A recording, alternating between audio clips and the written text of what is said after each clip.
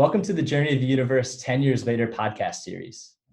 My name is Sam King, and I'm fortunate to be hosting discussions with a number of educators, artists, and activists whose work draws on the inspiration of deep time and the Journey of the Universe film. Today, I'm fortunate to be speaking with Tom Collins, a longtime educator who has taught the universe story at a variety of American high schools. 10 years ago, he joined Mary Evelyn Tucker for a wide-ranging discussion about his impact on students. And today I'm excited to continue the conversation on envisioning the future of education in light of the universe story. Welcome, Tom. Hey, Sam. Tom, could you tell us a little bit about how you became interested in the universe story over the course of your educational journey? My involvement with the universe story really started with my involvement with religion and ecology. I was in graduate school and back in graduate school and learned from one of my professors who had gotten back from the Harvard conference on Hinduism and ecology about this program going on. And I had been working with trying to arrange summer seminars for teachers of religion in schools to kind of upgrade their knowledge. And that led me to call John and Mary Evelyn. And that led to conversation, that led to doing some seminars during the summer at Bucknell. And from there, that led to a kind of growing awareness of what they were doing with the universe story. And so time and reading and an awareness of how important this was led me to begin to offer courses in the universe story itself. Amazing. And what was the sort of early iteration of your course? How did you start bringing this sort of integral perspective of narrative storytelling into the classroom? Well, I was lucky in that I had some time thinking about it and thinking about religion and ecology and thinking about this that kind of coincided where I was asked to create a religious studies department in an independent school, which coincided with them creating a course that had interdisciplinary credit. So students could take the course for either science credit or history credit or religion credit.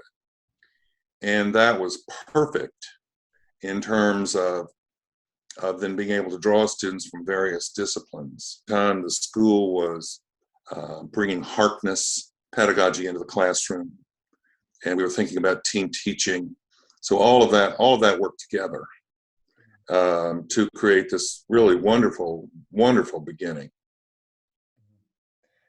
Awesome. For those listening that may not be familiar, can you explain what the harkness method is and how you drew on that over the course of teaching the universe story? Yeah. Harkness was a pedagogy kind of developed in the 1930s, I think, late 20s or early 30s, by a man named Edward Harkness, who had this money, and he said to several of the schools, the independent schools, New England independent schools, I want you to come up with something different than just kind of straightforward lecture. And something that really is innovative and new and radical.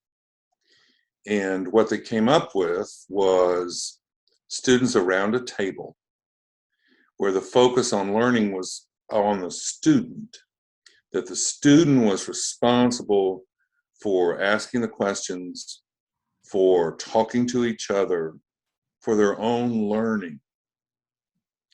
And it became radical and revolutionary in terms of really pushing students to take responsibility for their own learning and to move away from the kind of teacher as the source of knowledge to the students as the source of knowledge, and again responsible for their own learning. And it was wonderful and radical, and I've continued to find it to be an excellent way to teach. And I recognize that teaching about deep time and the story of the universe, Yeah. none of us are experts on the entire story. And some of the scientific ideas are extremely abstruse and difficult to grasp for an adult, and certainly for an adolescent. So how did you go about conveying these really difficult ideas, like the great flaring forth, or the emergence of stars, the explosion of supernovae, and formation of galaxies? How did you convey that in a way that was not just accessible, but engaging and inspiring for young people? Well, some of the awe and wonder is just built into the material itself, right? And the point you're making, it seems to me, is that on one level, everybody can grasp, like, stars explode, right? And they send, chemical elements out into the universe, right? But then there's another level below that that's thinking about what is that seeding effect. And those are questions of implication and meaning, and a larger picture of a kind of unfolding that are harder to get to. I think students get that at a certain level, right? But then it becomes hard for them to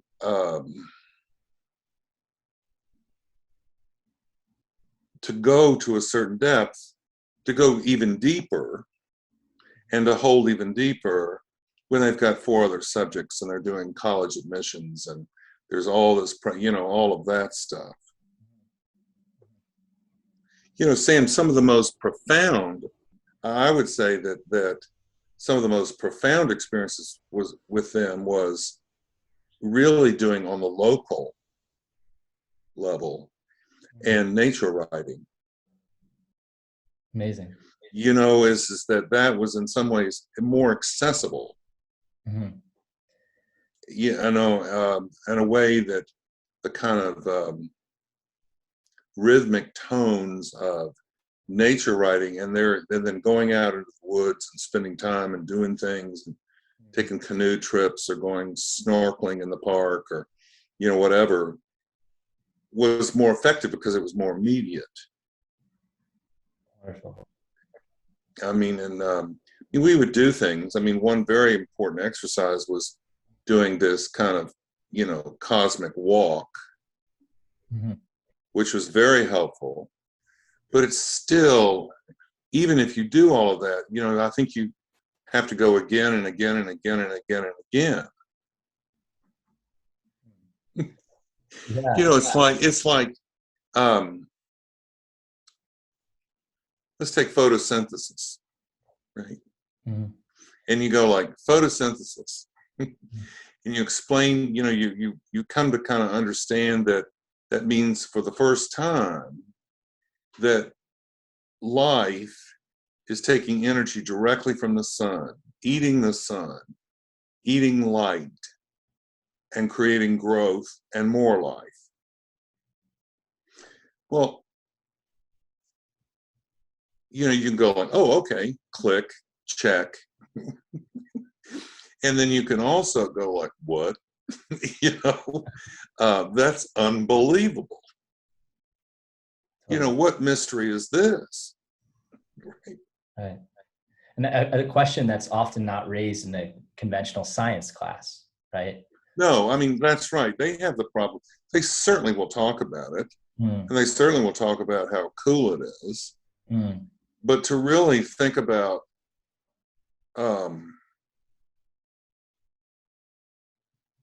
there's still a mystery there. Even if we can explain all of the parts of it and what happened, it's still unbelievable. Absolutely. It's still there's a mystery and awe there still. Right. And I think leading with that sense of awe is so formative for students. I mean, I think about that insight from the Journey film about how in the last 4 billion years, the sun has grown about 25% hotter, but the earth has evolved to maintain a narrow band of temperature conducive to life. I mean, it's astounding. Or cosmic expansion. Absolutely. You know, if faster or slower, what would have happened? And the fraction, you know, the small difference. Mm-hmm. Mm-hmm. Absolutely. Now, and how do you slow down enough in the midst of a busy school schedule? And you mentioned you were teaching this course for a year. So you had enough latitude, I hope, to do this kind of reflection. But how do you create those kind of learning spaces for students, so they're not just on to the next thing, or they're not just learning about photosynthesis and trying to well, and I even test. Yeah. You know, the question is really, what was I trying to get them to understand? Mm-hmm. Right. Sure. So, you know, what I would say, that what I was trying to get them to understand is that we live in a story. We've always lived in a story. The story is changing. Science is become the basis of a new story. So therefore, you know, studying myth and then doing the cosmology of the old stories. And what are the old stories saying? So, you know, deconstructing, you know, the two Genesis stories, looking at Plato's Timaeus, you know, reading, you know, Rosemary Ruther and what she has to say about those stories. The fact that they have social and moral and ethical implications as well. You know, the stories affect us in a variety of ways. Then moving on to the scientific revolution, you know, what happened? How did our vision of the world change? What did it take? How do worldviews change? And then looking at all of that before we even got into what the new cosmology is. Right. Wow. So you're saying you started off these courses with questions of narrative, questions of worldview, and sort of studying these ancient mythologies from the world's origin. And then studying the scientific revolution. Absolutely. You know, what did it mean to discover the age of the earth, and how did that happen, and about Darwin, and about, you know, because what's central to the story is also evolution and how all those pieces converge. So that might have been 4 months before I even got to the new cosmology. Wow. Right? Where I even got to it. Yeah. You know, laying the groundwork in terms of the importance of stories, how the story has changed, and how long it takes the story to change. Absolutely. And right? am I hearing you say that you were embedding reflection throughout this year, right? So as you're learning about these, you know, about the Genesis stories and you know, other mythological accounts, I know you've used indigenous, you know, cosmovisions and origin stories in some of your classes, and you know, it's interesting to hear the ways you've brought in reflection throughout both those sort of humanitarian insights, and then as well in the advent of the great flaring forth and the other scientific paradigms. Yeah, before I even got to that, I mean, like, they would write an analysis of the two Genesis stories. What is it saying about our relationship with the earth? What is it saying about our role as humans? You know, and including like little selections from the Timaeus. What is it saying? Is Rosemary Ruther right or wrong? You know, so they're analyzing, and to analyze, they have to reflect, right? Absolutely. Because of this, I think this, right? Yeah. Yeah. Well, what technological advances seem to you to be the most important, and why? You know, science and technology always go together. Right. Right. You know, math is the language of science. Right. The high language of science. Right. You couldn't do any of this without calculus, right? Yeah. And yeah, I'm pivoting a little bit. I'm interested as well in how this sort of integral approach to teaching was received both by, so let's start with by students before we talk about teachers and administrators. How did this more holistic approach to teaching Yeah. resonate with students, based on their own Yeah. personal The students often would go through a period of being angry. They would feel angry about not always being taught this way. Mm-hmm. Right? Because they were learning different things from different angles, putting them together, and, science and history and philosophy and ethics and, religion. Mm-hmm. Big questions. They were tackling big questions. Why did the scientific revolution happen? What is the power of stories? Mm-hmm. What is our attitude towards nature? How did we get that attitude? How does change happen? They loved that. Mm-hmm. and felt angry that then they hadn't had more of that. Yeah. Yeah, it's amazing to see the way I've used Journey of the Universe with high school students as well, as we've discussed, Tom, and it's amazing to see how the dots connect or how the stars align for students when you're weaving together the great questions of philosophy and religious studies with the insights of modern scientific cosmology, because history. Yeah, right. Absolutely, because it's so often presented as this sort of disparate areas of inquiry, and for students, it's so often, these different fields become, an exercise you do toward a test or toward some extrinsic outcome rather than an intrinsic wellspring of knowledge that's intimately interwoven, as the Journey project shows. One of the things that was great about Lawrenceville, Sam, when we did interdisciplinary stuff, we had to use the methodology. We had to outline what methodology were we going to use with each discipline. Uh-huh. So when we did history, I had to, we had specific historical methodology, so we weren't giving that up. Uh-huh. Uh-huh. As we were saying, it's part of something else. We weren't saying it's all the same. Uh-huh. But we were looking at it in a bigger framework, or religion or science.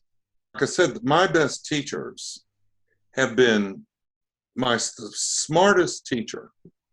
I mean, this is the kind of person who could go home and learn a new language over the weekend. I'm not kidding, Sam. I mean, that kind of person. Yeah. Always explained things simply. It wasn't convoluted, lots of technical vocabulary.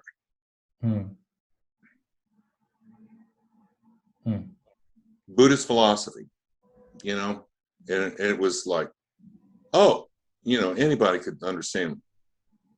And I think that's true of good minds, right? Yeah, it's something I appreciate about the simplification, the simplicity of some of the scientific summaries of the Journey of the Universe curriculum, which is available on the website, is these fairly streamlined summaries of a particular cosmic paradigm. Like, here's what we know about the emergence of the first prokaryote, likely in a geothermal event in the deep ocean. And obviously, there's infinitely more complexity behind those insights, but I find that powerful as a starting point. Right? Here's what we know, and then students always go deeper into these different, these profound, transformations. I have found that too. Listening to Ursula Goodenow, right?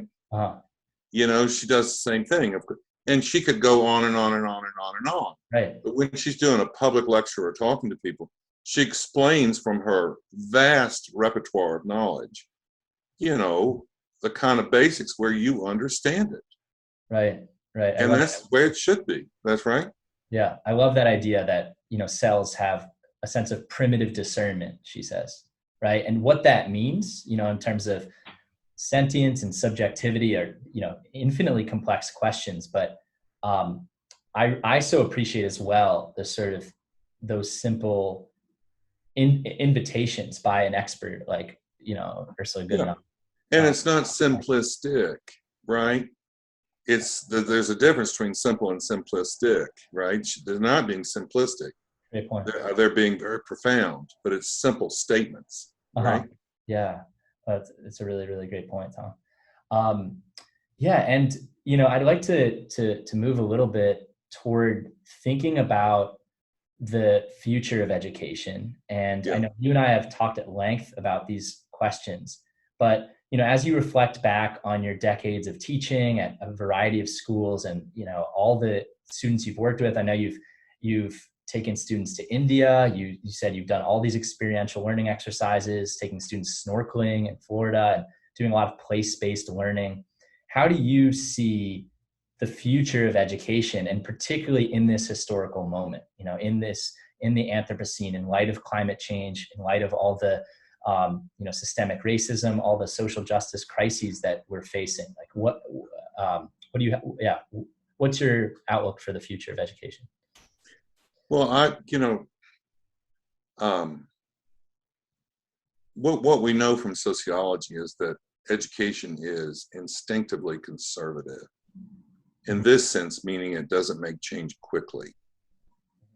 That part of its purpose is to socialize another generation. And I think that I don't think we can wait for that. If I were 30 years younger, I would try and figure out how to do a school. And my background is high school. I'll let somebody else figure out about middle school and elementary school. And there are others, I think, who are doing some good work with elementary and middle school, right? That would be a kind of integrated education in high school where they would get the kind of pieces of what they need for college requirement, but to do it in a more integrated way that would touch on all the things that you mentioned in a way that would hopefully help the students feel more knowledgeable about the world around them, right? And themselves in that world. That old Confucian model that Mary Evelyn talks about, right? That connection between heaven, humanity, and yourself, right? Right. And because we are connected, so it's you and the world around you. That includes your family and your kin and the stories there, and your local, ecological zone, but also the world. And that would include all the particulars, but done in a different way. I mean, the way that language and math and science are taught a little differently. But are you thinking that at ninth grade, students should be introduced to the story of the universe, as a new high school? And I think groundwork for sure. Okay. I also think you don't just do it once. Right. If you mention something, there's no rule that you just can do it once. Right. I think at the ninth grade, you're teaching them the beginnings of critical thinking. It's really about skill at the ninth grade. Absolutely. It's about the beginning of critical thinking, evaluation of resources. Yep. In our society, point of view. The big problem now is you can see how everyone thinks that there's such a danger that all opinions are the same. And they're not. They're not. We confuse the right to have an opinion versus the content of one. Right. And I think, with the internet and all of what's going on, we've got to help them with that. It's like so-and-so may think, that, Jewish lasers from space are firing on Earth and setting up forest fires. But that doesn't mean it's true. And I think there are ways to begin to teach them how to really see that, and to see that, and also to help. I don't think also your education is something that's made to make you feel good. It's not about making you feel good. It's not another commodity like Baskin Robbins ice cream. Now, we have to be sensitive to when students are uncomfortable. We have to help them through that, but we don't avoid that. Right. The nature of learning, I mean, it was my nature in college. I went back 30 years old. I'd come home sometimes and throw the book across the room. It'd make me so mad. But I think that's part of learning. Absolutely. Yeah, I had a college professor who said being educated is uncomfortable. That's right. And sort of, the culmination of the universe story and thinking about the Anthropocene and the environmental crises we face, it's certainly not, joyful stuff for most people. So, but doing that in a way that's compassionate and mindful and sort of age appropriate is, I think, a great opportunity, and thing for us. Well, and you were asking, the students also would hit moments of despair, Sam.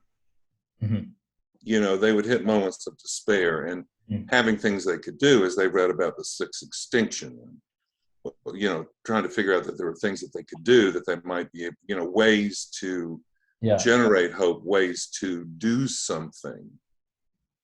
Right. And that's as real as it gets, and very important. Right. Yeah. And, I know, Joanna Macy writes so eloquently about finding joy and meaning in the midst of despair, and sort of holding both of those qualities, together. And I guess maybe that's a good sort of point for us to wrap things up on, Tom. Like because I know you and I are both interested in imbuing education with meaning and purpose and a sense of wonder, right? That we want to embed into the subjects we're teaching. How do you introduce, curriculum that's difficult, that can sometimes give rise to despair, but also sort of help evoke this sense of wonder and meaning for students? Well, I think the curriculum, I think the parts of the universe story do that itself. Right? I don't think you have to work to evoke the wonder. Wow. As you begin to ask, like, what does that mean? What does that say to you?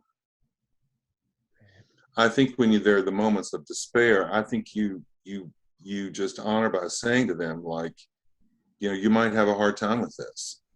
Right. If you do, let's talk about it. Let's talk about it as a group, right? Right. But also they will get to those places on their own. They really will, and they will, particularly if you're leaving room for it. I don't think you have to work to get them to feel wonder. I think you have to make room for them so that they can, they're not used to talking about wonder in most of their classrooms. So you have to make a space where they know that vocabulary is okay. Right.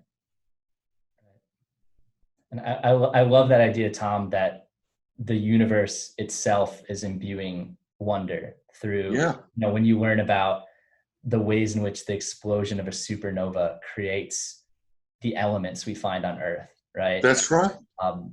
Or, that first emergence of a prokaryotic cell, right? Yes. Right? That moment where the stuff of life takes on, a sense of interiority, right? A sense of complexification. What a profound insight for us. And just to sit with that's right, going on to those same statements. Ultimately, our ancestors are the stars.